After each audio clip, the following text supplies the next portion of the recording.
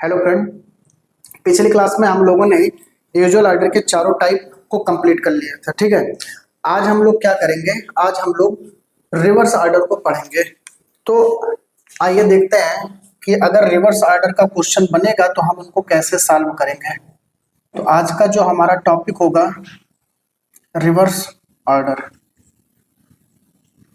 ठीक है, reverse order बोले तो जेड से जब ए की ओर लिखा जाए। ठीक है, तो आइए देखते हैं इनके क्वेश्चन को कि हम इनको सॉल्व कैसे करते हैं। तो देखो भाई, जैसे क्वेश्चन दे दिया गया आपके सामने। अब क्वेश्चन में ये बोलेगा कि यदि अंग्रेजी वर्णमाला के सभी अक्षरों को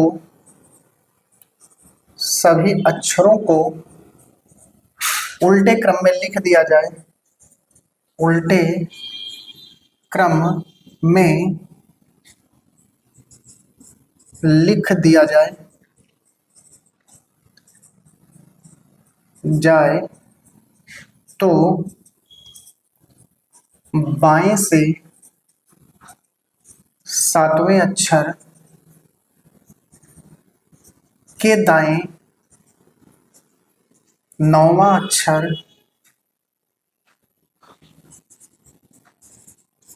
कौन सा होगा।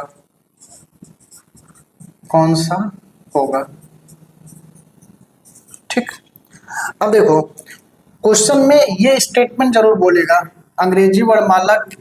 यदि अंग्रेजी वर्णमाला के सभी अक्षरों को उल्टे क्रम में लिख दिया जाए, क्योंकि जब तक ये नहीं बोलेगा तब तक आपको ये नहीं समझ में आएगा कि क्वेश्चन हमारा किस टाइप का है। ठीक है, जब ये स्टेटमेंट बोलेगा तभी आपको समझ में आएगा कि क्वेश्चन हमारा किस टाइप का है। ठीक है, जैसे यहाँ बोला कि सभी अक्षरों को उल्टे क्रम में लिख दिया जाए, तुरंत आपके दिमाग में आ गया होगा कि ये जो क्वेश्चन है ये हमारा रिवर्स ऑर्डर का है। ठीक है, तो कहने का मतलब ये जो क्वेश्चन बोला गया है, ये जो क्वेश्चन लिखा गया है, ये रिवर्स ऑर्डर के अकॉर्डिंग लिखा गया है। तो आइए अब हम इनको कैसे सॉल्व करते हैं उसको सीखने का कोशिश करते हैं। तो देखो, आप पहले लिख दो according to reverse order, according to reverse order. अब रिवर्स ऑर्डर के अकॉर्डिंग क्या बोल रहा है, तब आप कहोगे सर बाएं से सातवें, लेफ्ट 7 के दाएं नौवां अक्षर कौन सा होगा, के राइट 9 आपसे बोल रहा है। ठीक है, अब जो ये लेफ्ट 7 और R9 हमने लिखा है वह किसके अकॉर्डिंग लिखा है, तब आप कहोगे सर रिवर्स ऑर्डर के अकॉर्डिंग लिखा है। और हमने जो वैल्यू याद किया है वह यूजुअल ऑर्डर के अकॉर्डिंग याद किया है। तो मेरे भाई मेरे दोस्त, कभी भी अगर ऐसा क्वेश्चन आए तो सबसे पहले आप इस रिवर्स ऑर्डर को क्या कर लेंगे, कन्वर्ट कर लेंगे किसमें, तब आप कहोगे सर सबसे पहले इनको हम कन्वर्ट कर लेंगे यूजुअल ऑर्डर में। ठीक है, यूजुअल ऑर्डर में। क्यों? क्योंकि हमने जो भी वैल्यू याद किया है वह यूजुअल ऑर्डर में याद किया है, तो इसलिए सबसे पहले इस रिवर्स ऑर्डर को हम यूजुअल ऑर्डर में कन्वर्ट करेंगे। ठीक है, और फिर हम अपने क्वेश्चन को सॉल्व करेंगे। तो मेरे भाई मेरे दोस्त, रिवर्स ऑर्डर को यूजुअल ऑर्डर में कन्वर्ट करने के लिए हमें कुछ नहीं करना होता है, बस क्या करेंगे, जहां लेफ्ट होगा वहां राइट लिख देंगे और जहां राइट होगा वहां लेफ्ट लिख देंगे। ठीक है, लेकिन उनके वैल्यू को as it is copy paste कर लेंगे। ठीक है, वैल्यू को एज इट इज हम कॉपी पेस्ट करेंगे, लेकिन लेफ्ट की जगह राइट और राइट की जगह लेफ्ट लिख देंगे। ठीक है, बस अगर इतना कर दिया तो समझ लो हमारा रिवर्स ऑर्डर यूजुअल ऑर्डर में कन्वर्ट हो गया। अब इनको according to usual order solve कर दो। अब हम इनका यूज नहीं करेंगे। अब आइए हम इनको आगे सॉल्व करते हैं। तो अब आप कहोगे सर ये जो पेयर बना ये राइट और लेफ्ट का पेयर है, राइट और लेफ्ट के केस में क्या होता है, तब आप कहोगे सर राइट और लेफ्ट के केस में प्लस होता है। अब हम इनको प्लस करेंगे तो क्या आ जाएगा, तो आप कहोगे सर 7 7 14 हो गया, 15 16। ठीक है, जब इनको हम प्लस करेंगे तो आपका आ गया R16। क्या अब इनका पेयर किसी और के साथ पॉसिबल है, तब आपको सर इनका पेयर और किसी के साथ पॉसिबल नहीं है क्योंकि आगे और कुछ दिया नहीं गया है। तो इसका मतलब है कि यही आंसर आपका फाइनल आंसर हो गया। और फाइनल आंसर किस में आया है, तब आप कहोगे सर राइट में आया है। अब आप कहोगे सर आपने बताया था कि फाइनल आंसर कभी राइट में नहीं आना चाहिए, हमेशा किस में आना चाहिए, लेफ्ट में आना चाहिए। तो अब आप क्या करोगे, इस राइट को 27 से घटाकर लेफ्ट में बदल लोगे। तो 27 माइनस जब 16 करोगे तो आपका आंसर आ गया L11। और लेफ्ट से 11th पोजीशन किसका होता है, तब आप कहोगे सर के का होता है। ठीक, क्या मेरी बातें आ गई आपको समझ में?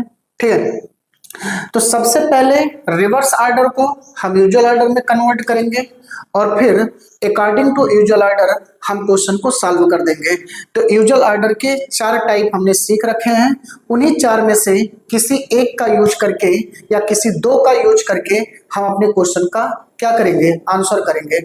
तो रिवर्स ऑर्डर को यूजुअल ऑर्डर में बदलने के लिए केवल एक मात्र तरीका हमने आपको सिखाया कि जहां राइट है वहां लेफ्ट लिख देना, जहां लेफ्ट है वहां राइट लिख देना, बस और कुछ करने की जरूरत नहीं है। और उनके नंबर को as it is copy paste कर देना, नंबर के साथ कोई छेड़खानी करने की जरूरत नहीं है। ठीक है, तो हम उम्मीद करते हैं कि आपको कॉन्सेप्ट समझ में आ गया होगा बहुत अच्छे से। ठीक है, अगर कॉन्सेप्ट समझ में आ गया है तो चलिए अब हम दूसरा क्वेश्चन भी देख लेते हैं। ठीक है, आप लोग अपने आप से पहले क्वेश्चन का प्रैक्टिस करिएगा, अगर नहीं सॉल्व हो पाए तब आप हमारे सॉल्यूशन से उसका मिलान कर लीजिएगा। ठीक है, लेकिन सबसे पहले जो मैं क्वेश्चन बोलने चल रहा हूं उस क्वेश्चन को आप लोग स्वयं सॉल्व करिएगा। ठीक है,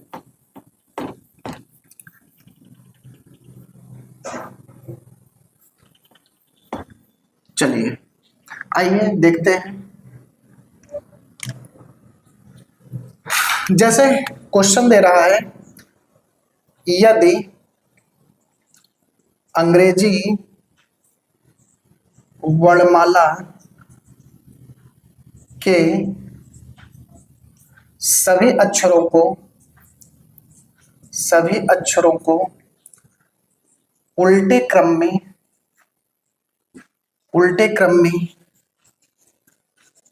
लिख दिया जाए तो दाएं से 10वें अक्षर के बाएं 5वें अक्षर के दाएं 7वां अक्षर कौन सा होगा। ठीक, ये क्वेश्चन है। ठीक है, तो सबसे पहले इस क्वेश्चन को आप लोग अपने आप से सॉल्व करिएगा। ठीक है, अगर नहीं सॉल्व हो पा रहा है, कहीं प्रॉब्लम हो रहा है, तो फिर आप हमारे आंसर से उसको मिलान कर लीजिएगा। ठीक है, अब देखो, अकॉर्डिंग टू रिवर्स ऑर्डर,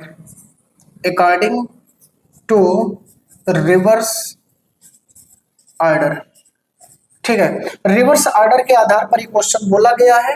ठीक है, तो इसलिए मैंने लिख लिया according to reverse order. Reverse order के आधार पर क्या बोल रहा है, दाएं से 10वें मतलब R10 के बाएं पांचवें मतलब L5, अब के दाएं 7वां मतलब R7। तो सबसे पहले हमें क्या करना होगा, सबसे पहले हमें इस रिवर्स ऑर्डर को कन्वर्ट करना होगा किसमें, तब आप कहोगे सर यूजुअल ऑर्डर में। तो अभी अभी हमने आपको बताया कि रिवर्स ऑर्डर को यूजुअल ऑर्डर में कन्वर्ट करने के लिए जहां राइट है वहां लेफ्ट लिख दो, जहां लेफ्ट है वहां राइट लिख दो, जहां राइट है वहां लेफ्ट लिख दो। ठीक है, तो ये आपका L10 हो गया और फिर ये आपका R5 हो गया, ये आपका L7 हो गया। क्यों? क्योंकि अभी अभी हमने आपको बताया था कि राइट को लेफ्ट में, लेफ्ट को राइट में ही बदलना है, लेकिन उनके नंबर्स के साथ कोई छेड़खानी करने की जरूरत नहीं है। ठीक है, तो इसलिए नंबर के साथ कोई छेड़खानी नहीं करेंगे। अब ये क्वेश्चन आपका यूजुअल ऑर्डर में कन्वर्ट हो गया। अब इनको आप according to usual order solve कर दो। तो पहला जो पेयर बना वो लेफ्ट और राइट का बन रहा है, तो लेफ्ट और राइट के केस में क्या होता है मेरे दोस्त, प्लस होता है। अब ये जब प्लस हो जाएगा तो आ जाएगा L15। अब इस L7 को एज इट इज ले आके हम यहाँ कनेक्ट करेंगे। अब ये जो फिर से आपका पेयर बना वह लेफ्ट टू लेफ्ट का पेयर बना। लेफ्ट टू लेफ्ट बोले तो सेम डायरेक्शन, और सेम डायरेक्शन के केस में क्या होता है, माइनस होता है। अब आप जब इनको माइनस करोगे तो L8 आ गया। ठीक है, क्या अब इनका पेयर और किसी के साथ पॉसिबल है? तब आप कहोगे सर आगे और कुछ है नहीं, तो अब इसका पेयर पॉसिबल नहीं होगा। अब आप कहोगे सर यही हमारा फाइनल आंसर हो गया, और फाइनल आंसर किस में आना चाहिए? तब आप कहोगे सर फाइनल आंसर लेफ्ट में आना चाहिए। आया किस में है? तब आप कहोगे सर लेफ्ट में आया भी है।